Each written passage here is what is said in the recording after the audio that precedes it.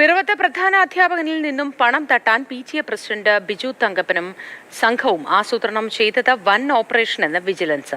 വ്യാജ പരാതി നൽകി 15 ലക്ഷം രൂപ തട്ടിയെടുക്കാനായിരുന്നു നീക്കമെന്ന് vigilance Ernakulam range SP Sasidharan Mathrubhumi ന്യൂസിനോട് പറഞ്ഞു.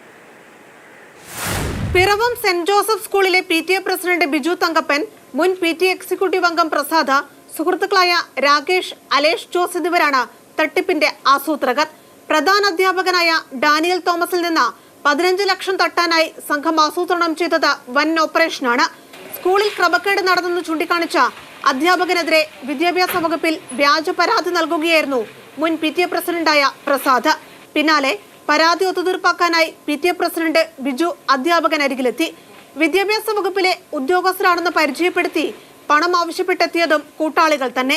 വിജിലൻസ് സംഘത്തിന്റെ പരിശോധനയെന്ന വ്യാപക പ്രചാരണം നടന്നതോടെ വിജിലൻസ് സംഘം തന്നെ കേസിൽ ഇടപെട്ടു.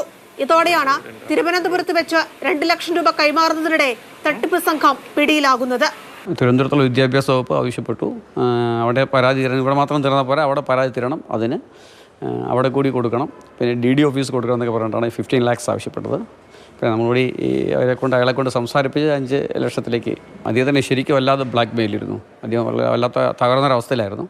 ഉദ്യോഗസ്ഥരാണെന്ന് വിശ്വസിപ്പിച്ചായിരുന്നു തട്ടിപ്പെന്നും വ്യാജകഥ നാട്ടിൽ പ്രചരിപ്പിക്കപ്പെട്ടപ്പോൾ ആത്മഹത്യയെക്കുറിച്ച് പോലും ചിന്തിച്ചിരുന്നുവെന്നും പ്രധാന അധ്യാപകനായ ഡാനിയൽ മാതൃഭൂമി ന്യൂസിനോട് പറഞ്ഞു. വിദ്യാലയത്തിൽ വിജിലൻസ് റെയ്ഡ് നടന്നു, വലിയ അഴിമതികൾ നടന്നിരിക്കുന്നു എന്ന രീതിയിലേക്ക് വലിയ ചർച്ചകൾ രൂപം കൊണ്ടു. ഈ ഉന്നത ഉദ്യോഗസ്ഥന് അവകാശപ്പെട്ടത് അദ്ദേഹം മന്ത്രിയുടെ PSന്റെ കൂടെ പഠിച്ചതാണ്. പരാതി പരിഹരിക്കുന്നതിന് വേണ്ടി ഒരു 15 ലക്ഷം രൂപ ആവശ്യപ്പെട്ടു. സ്ഥലവിൽപ്പന നടത്തിയ പണം അധ്യാപകന്റെ കയ്യിലുണ്ടെന്ന് മനസ്സിലാക്കിയാണ് ഇങ്ങനെ ഒരു തട്ടിപ്പ് ആസൂത്രണം ചെയ്തത്.